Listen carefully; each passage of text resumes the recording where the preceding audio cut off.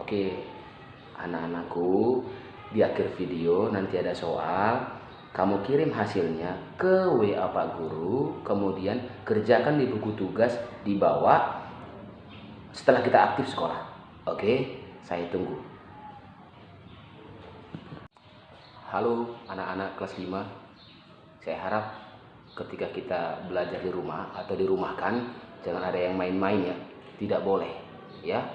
Kita dirumahkan untuk menghindari penyebaran virus yang saat ini sedang menyebar di Indonesia. Ya, jadi kamu atau kalian anak-anak saya jangan main-main di luar rumah terlalu banyak, jangan kumpul-kumpul. Nah, sekarang kita belajar tentang jenis usaha dengan mengolah sumber daya alam. Kita bisa melakukan usaha dengan mengelola sumber daya alam.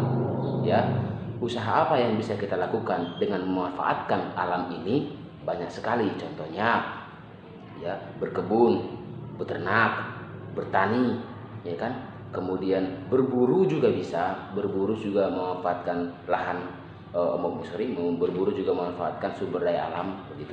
Nah, untuk memanfaatkan sumber daya alam ini tidak boleh merusak alam. Ya, dalam kata lain tidak boleh merusak alam. Contohnya menebang hutan. Penebangan hutan itu juga termasuk pemanfaatan alam, tetapi dalam rangka bagaimana caranya? Kita memilih hutan atau kita memilih pohon-pohon yang sudah tua, kemudian nanti kita tanam kembali. Kan kita buat pohon yang baru di tempat tersebut. Ketika kita menanam, pohon yang baru harus kita tanam. Oke.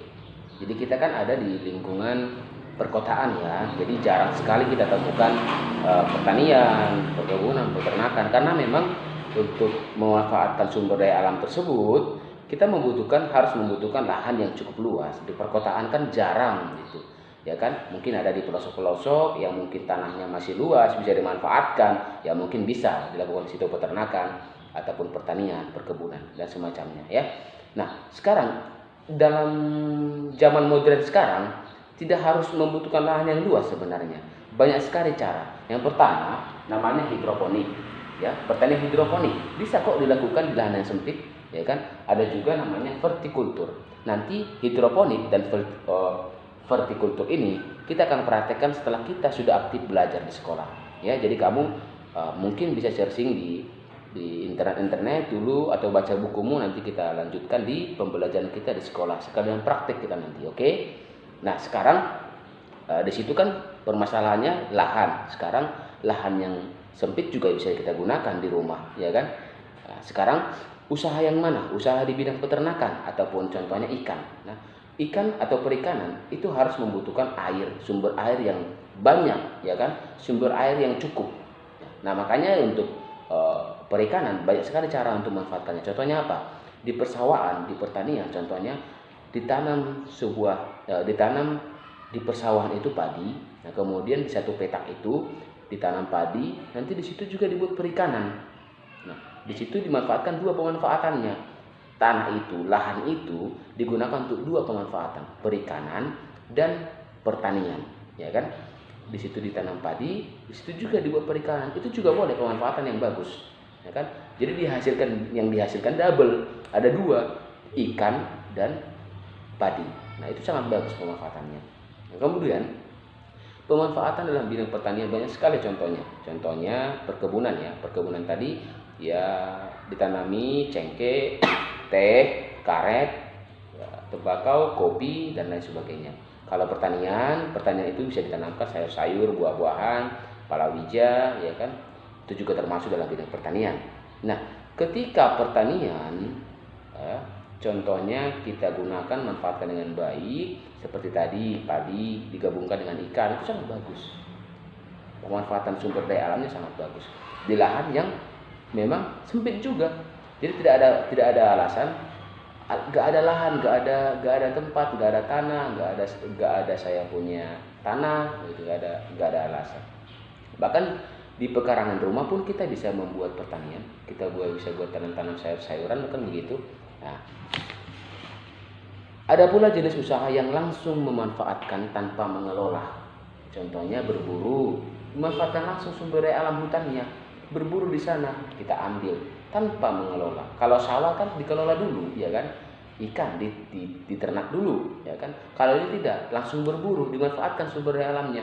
Apalagi contohnya, ya, bisa dimanfaatkan contohnya pertambangan emas, batu bara, itu juga langsung memanfaatkan sumber daya alam, tetapi sumber daya alamnya tidak dapat diperbaharui. Artinya, ketika diambil terus-menerus, sumber daya alamnya akan habis. Nah, itu pemanfaatan langsung tanpa dikelola. Tidak ditanam dulu emasnya di situ, bukan, tetapi sudah ada kemudian diambil. Nah, begitu. Itu namanya bidang usaha ekstraktif.